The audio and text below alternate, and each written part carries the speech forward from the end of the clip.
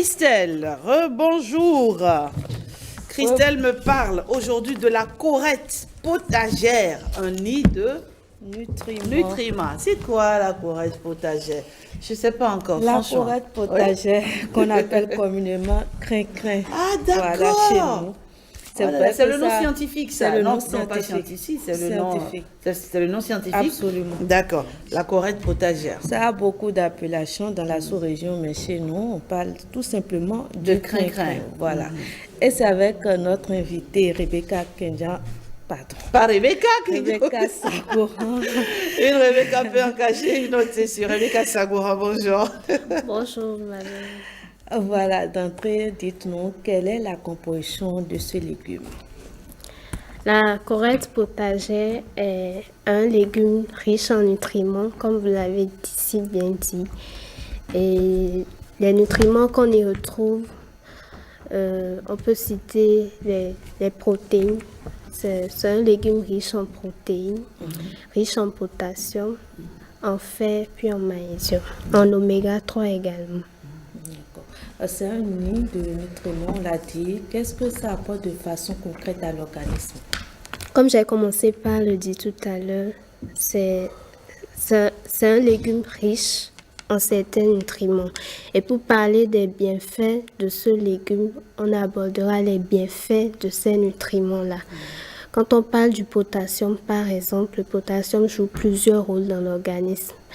Et le potassium est vraiment carencé dans les assiettes modernes aujourd'hui, puisque nos plats modernes ne sont pas souvent riches en légumes. Et une carence en potassium, bien, un faible apport en potassium associé à un excès de consommation de sodium peut facilement entraîner l'hypertension artérielle. La corette potagère est riche en potassium. Le potassium maintient un bon rythme cardiaque, favorise la normalisation de la pression artérielle. La corette potagère est également riche en fer. Et quand on parle du fer, nous savons déjà qu'une carence en fer peut entraîner l'anémie. Et le fer favorise une bonne formation des globules rouges. La corette potagère est également riche en bêta-carotène. La bêta-carotène est un précurseur de la vitamine A. C'est-à-dire qu'une fois à l'intérieur, l'organisme va se servir de la bêta-carotène pour produire de la vitamine A. Cette vitamine A intervient dans le bon fonctionnement de la vision, un bon maintien de la peau et intervient également dans le renforcement du système immunitaire. On le constate, on le voit.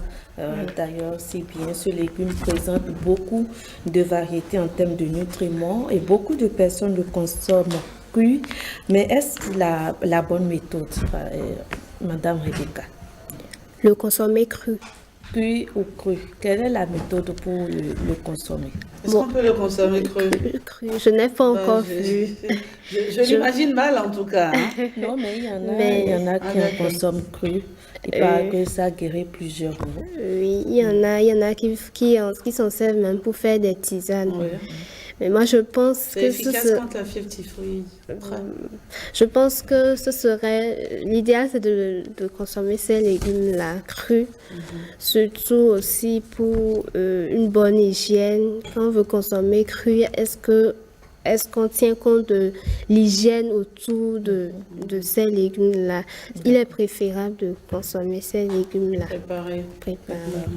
Alors, on ne peut parler du crin-crin sans parler de sa sauce qui est souvent très très gluante. C'est vrai, pour le goût, ça passe, mais sur le plan diététique, est-ce que ça ne présente pas ou ce n'est pas préjudiciable pour nous les consommateurs? Merci. Et quand on veut faire la sauce gluante, la sauce de crin-crin chez nous au Bénin, on est habitué à consommer du crin-crin vraiment gluant, très bien gluant. Quand on ne fait pas une sauce crin-crin bien gluante, Là, la personne ne sait pas encore bien cuisiner. Voilà. Et pour avoir ce gluant-là, on ajoute souvent du bicarbonate, de la potasse, etc. Ces substances qu'on ajoute à ce légume-là pour la cuisson dénature les légumes. D'accord. Et ça rend certains nutriments de ce légume-là inefficaces au niveau de l'organisme. Donc, le fait de forcément chercher le gluant, je ne vois pas son utilité.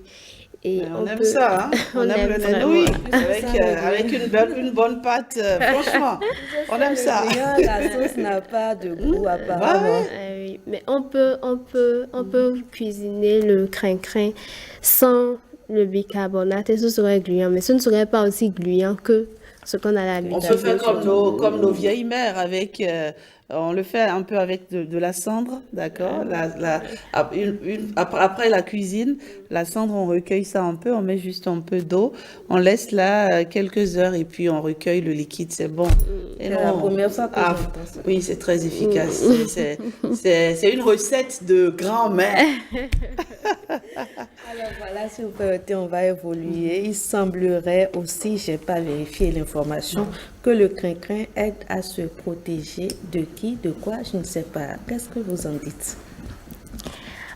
Sur le plan sanitaire, on a cité quelques nutriments dont le crin-crin est composé. On a parlé de la vitamine A. La vitamine A qui intervient dans le renforcement du système immunitaire. Là, on peut parler d'un rôle protecteur. Et la vitamine A est également un antioxydant.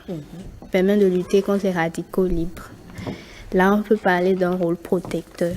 Maintenant, sur le volet spirituel, là, je pense qu'on va laisser aux spécialistes de nous donner cette réponse. D'accord. Voilà. Pour finir, dites-nous, pour une alimentation équilibrée, est-ce que le crin-crin à lui seul suffit ou bien il faut forcément l'accompagner? Le crin-crin fait partie d'un groupe d'aliments et il y a plusieurs groupes d'aliments. Consommer le crin-crin seul ne suffit pas, il faut forcément l'accompagner avec avec un féculent, un aliment protéique. Quand je dis féculent, c'est tout ce qui est pâtes, riz, igname, les aliments glucidiques. Et il faut l'accompagner également avec des aliments protéinés, le poisson, la viande, le crabe, etc. Un fruit également. C'est bon, c'est consommé pour la peau aussi. Est-ce que on en consomme pour les usages cosmétiques? C'est bien possible à cause de sa composition en bêta-carotène qui fait du bien à la peau. Voilà. Merci Christelle Tongodo. On a parlé aujourd'hui de la corette potagère qui est un nid de nutriments. Le crin-crin, comme on le dit habituellement, nenouille, cet enfant. Chez moi, là-bas, on dit aïe. On aime bien le crin-crin en tout cas. Les Minans disent à des mains. À des mains, voilà, à des mains. Oh là là. Qu'est-ce que ça me donne déjà l'eau à la bouche? À des mains avec du bon liban, ça passe bien. Hein. Avec tous les ingrédients qu'il faut, du vraiment, du poisson, du fromage. Une sous son nom. Sport maté. C'est dans un instant. Merci à vous d'être passé, Rebecca Saboura. Merci, bonne journée. Merci. Christelle Tongodo, on se dit à demain, n'est-ce pas? À demain.